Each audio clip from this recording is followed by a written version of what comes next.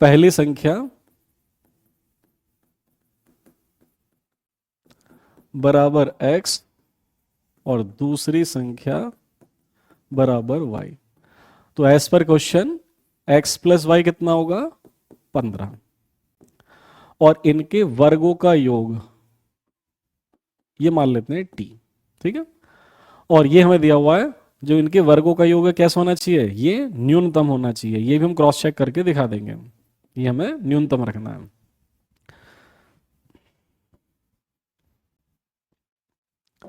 वर्गों के योग को हमने t से मान लिया और ये हमारा न्यूनतम होना चाहिए। और यहां से देखो y का मान कितना 15 माइनस एक्स इस समीकरण में रख देंगे हम। इसे मान लो समीकरण नंबर 1। तो एक्स स्क्वायर 15 माइनस एक्स का वर्ग, 15 का वर्ग 225, a का वर्ग प्लस b का वर्ग माइनस दोनों की गुणा का दुगुना। ठीक है, हो जाएगा 2x स्क्वायर माइनस के 30x और प्लस के 225। तो ये t का माना जाएगा, ये न्यूनतम होना चाहिए। ये क्वेश्चन में दिया हुआ है दिस मस्ट बी मिनिमम। अब आपको पता है ऐसे सवालों में जहां पर न्यूनतम और उच्चतम मान ज्ञात करने होते हैं तो बेसिकली क्या करना होता है, हमें पहला डेरिवेटिव निकाल के उसको जीरो पुट करना होता है। वहां से हमारे पास कुछ बिंदु आते हैं, उन बिंदुओं पे डबल डेरिवेटिव को चेक करते हैं, तब क्वेश्चन आगे चलता है। तो जल्दी से यहां तक कीजिए। पहले आप, हमने पहले t का एक एक्सप्रेशन निकाल लिया जिसको हमें मिनिमाइज करना है। ठीक है, ओके।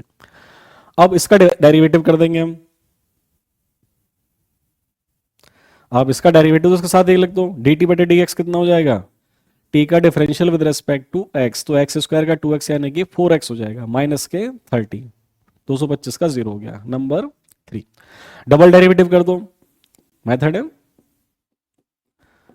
तो 4 बचेगा केवल। इक्वेशन नंबर 4 x का 1 हो जाएगा और लिख देंगे मिनिमा मैक्सिमा या उच्चतम न्यूनतम मान ज्ञात करने के लिए हम dt बटे dx को 0 के बराबर रखते हैं। dt बटे dx कितना हमारे पास बराबर 0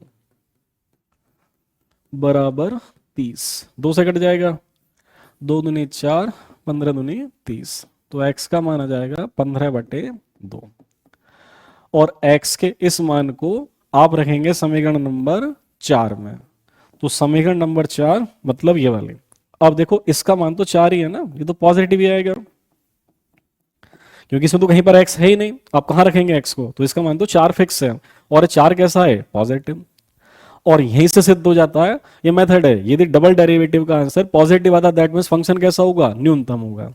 इसलिए t का मान न्यूनतम होगा। ठीक है, ये लिख देंगे, t का मान न्यूनतम हमने क्रॉस चेक कर लिया। तो अब हमें संख्या निकालने थे तो आप इसमें रख देंगे, यहां से आपको y का मान मिल जाएगा।